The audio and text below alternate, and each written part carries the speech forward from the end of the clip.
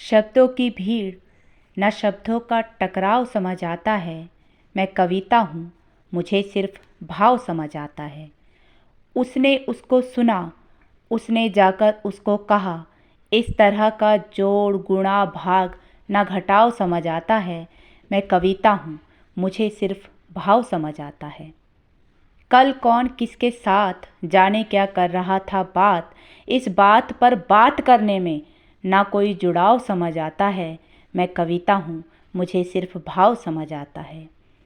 तुम आए मुझसे बातें की, कौन कितना मतलबी है बताया।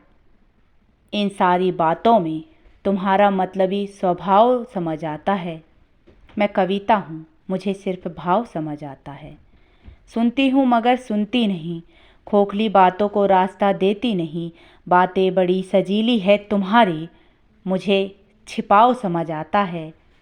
मैं कविता हूँ, मुझे सिर्फ भाव समझ आता है। तुम स्वयं को चालाक समझो, समझदार समझो, ये तुम्हारी समझ है।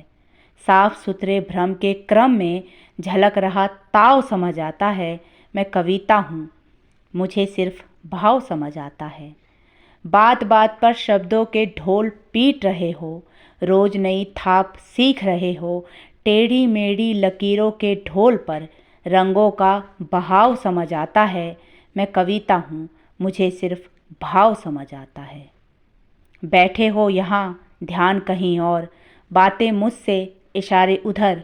हाँ में हाँ मिलाओ लाख, मुझे भटकाव समझ आता है। मैं कविता हूँ, मुझे सिर्फ भाव समझ आता है।